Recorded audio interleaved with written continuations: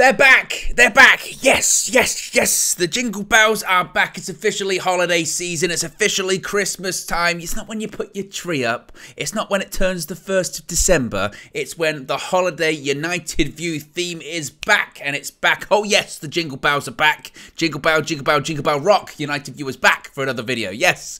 Hope you have a good evening. Welcome back to United View. Hope you're having a good evening here.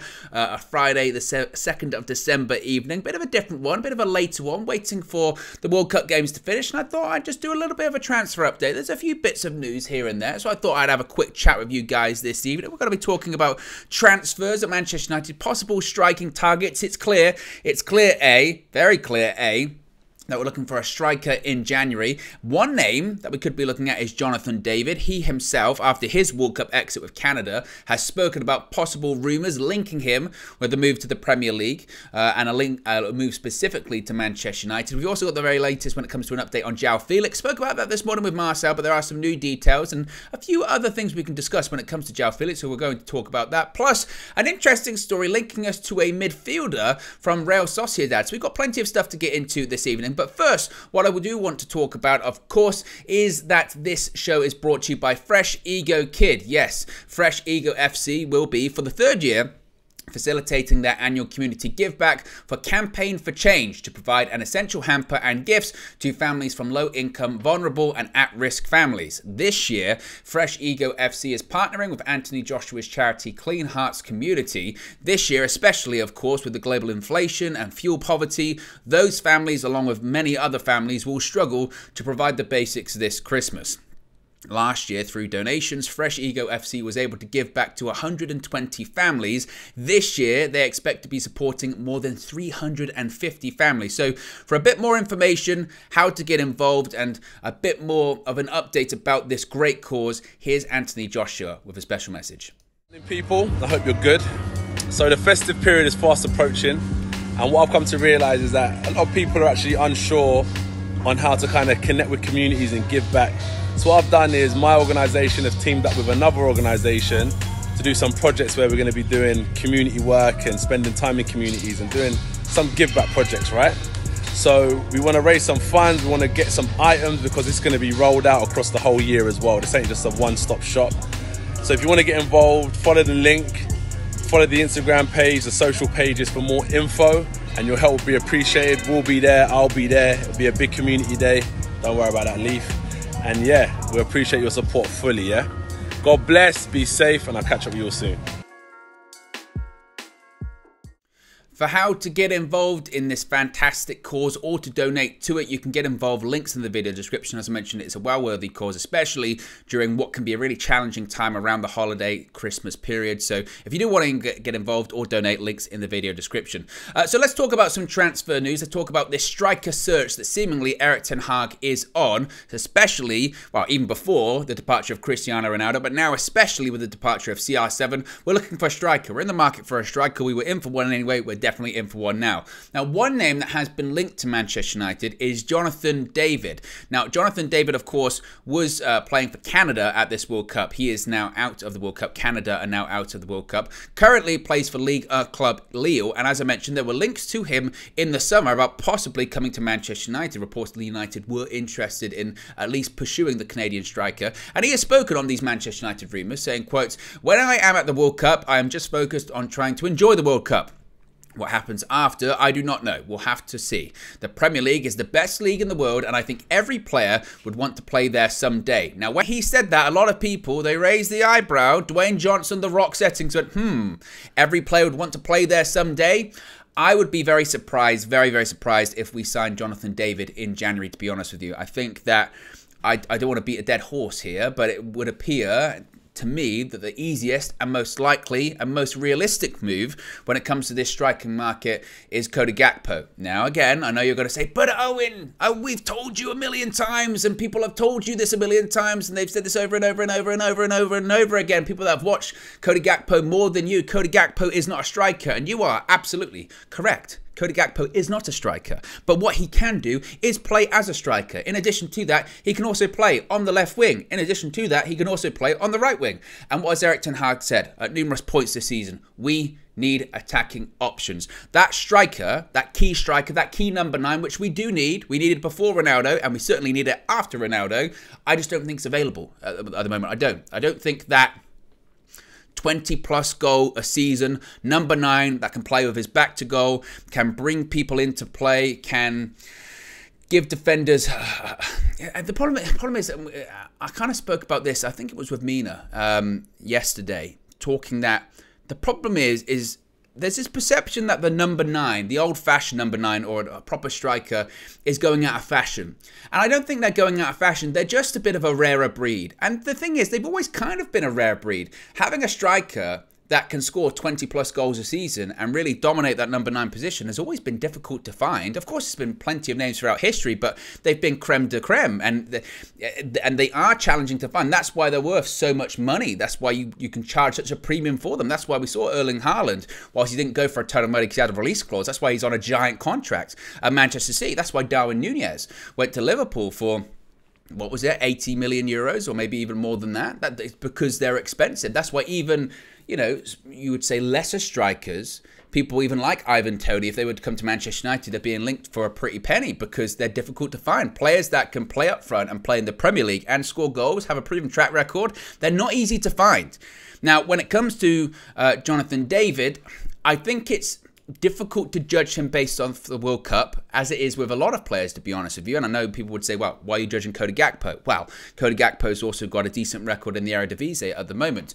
But it's difficult to judge Jonathan David, I think, based off the World Cup, because Canada, whilst they weren't terrible, I don't think they were terrible. Clearly, they're not a fantastic side. They've got 1 or 2 good players. I think their hope would be that they can improve a lot between now and the next World Cup, of which they were already qualified as hosts, along with the USA and Mexico. And Canadian football has improved significantly over the last decade or so. They're a far better team than they probably ever have been during the majority of their history. So Jonathan David at the moment, look, he's still a young player. He's 22 years of age. He's going to be 23 in January. I don't know at the moment if it would be the right time. And as I mentioned, would signing him in January, would I be like, right, we've got our striker? I don't think I would be, to be honest with you. And I wouldn't say the same with Cody Gakpo either, by the way. But I would just feel more comfortable with that. And ultimately, and I know this is a cop-out, and you say, oh, and this is an easy way to get out of this kind of argument, is whatever Erik ten Hag wants, I'm fine with. If the manager says, well, we want to get Jonathan David and I don't want to sign another striker in the summer, fair enough. But I have my doubts about that. But you can let me know, comment section below. Should Manchester United go after Jonathan David? One name that United has also been linked to as well in January, we spoke about it this morning, we can talk about it a little bit more now, is João Felix. Now this comes from Dario AS, saying that Manchester United, Bayern Munich and PSG are 3 clubs most interested in João Felix. Atleti have set a price tag of 100 million euros for the attacker. Atletico want 86 million for João Felix, and agent George Mendes will bring in offers of around that amount for his departure in the January transfer window. And for me, if this was the summer, I think you could have a legitimate argument with that. But João Felix is a great player. I do think he's a fantastic player. Scored against us twice in the Champions League last season. I was very impressed by him. But I think Manchester United have to move away from this kind of deal.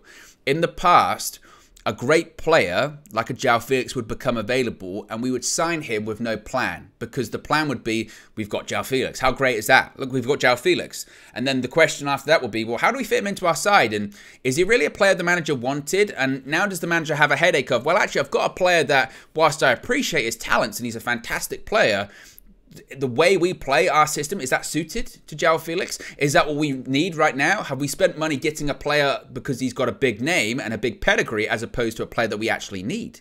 And again, in my opinion, we need a Cody Gakpo more than we need João Felix right now. Now, if this was a different situation, if we had a striker that was scoring goals, and we had a striker and a fluid front three, and João Felix became available in January, I'd say go for it. Because you're adding to an already quality squad. You're adding strength in depth. And clearly, we need strength in depth. But we also, if we sign João Felix, what are we going to do with him? when it comes to the striking position for the rest of the season? We're going to play João Felix false 9? I don't think so. We've already got a number 10 in Bruno. Now, that's not to say that João Felix can't play there as well. And then what are we going to do? Put Bruno in a false 9? It gives us more problems, in my opinion. Whereas, again, Cody Gakpo is not the long-term solution, but he's someone that can help that situation. Then you've got multiple players that can play across the front three, let alone the price. I know that we don't like to hear this and we don't like to talk about this as Manchester United fans, but look, in the summer, we spent a lot of money.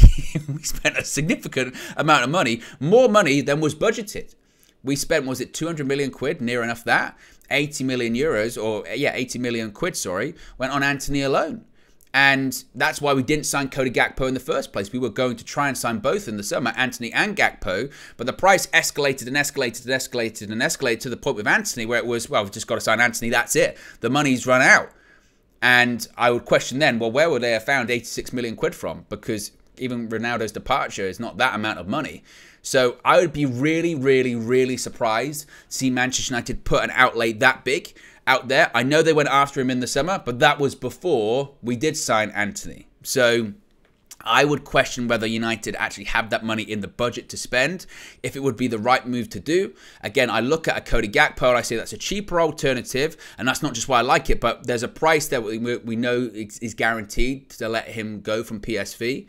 We also know that he shares the same agent with Erik ten Hag. He's playing well at the moment. He can fit across the front three. He plugs a lot of gaps and holes for the remainder of the season and can facilitate and help facilitate us achieving our targets for the remainder of the year. It seems like a no-brainer to me, but look, Manchester United and brains, they're two things that don't really go hand in hand or haven't gone hand in hand for a while now. And finally, this is a bit of a diversion from a striking situation, but possibly a midfield player that we might be looking at for the summer, because according once again to Dario AS, Manchester United have joined Barcelona in the chase for Real Sociedad's Martin Zubimendi. United want to strengthen their midfield by adding him to their squad, as they believe he would do well alongside Casemiro. As I mentioned, I don't think this is going to be one for January. I think this might be a long-term one for the summer. But Zubimendi's made a big impression with Sociedad. Of course, we played them twice in the Europa League, and by all accounts, Manchester United were very impressed with what they saw.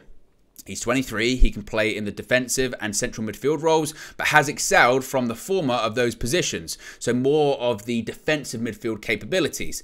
Now, this campaign in La Liga, he's averaged nearly 2 tackles and 1 interception per game. He's also caught the eye with his ability to win regular aerial duels. He has a success rate of 75%, so he could be an option for that defensive midfielder position. Now, obviously, we signed Casemiro to play as a somewhat defensive midfielder, but actually he can play quite advanced and he moves forward quite a lot. And maybe, just maybe, because by all accounts, Barcelona are looking at Zubimendi as possibly a future replacement for Sergio Busquets, who of course is set to be leaving at the end of this campaign for Barcelona. So if Manchester United are in that position, maybe that's the person that they'll get in that Frankie de Jong role. Maybe Frankie de Jong's now off the table and it's now Zubimendi is going to be the future target for Manchester United in that sort of ball-carrying defensive midfielder, deep-lying playmaker role.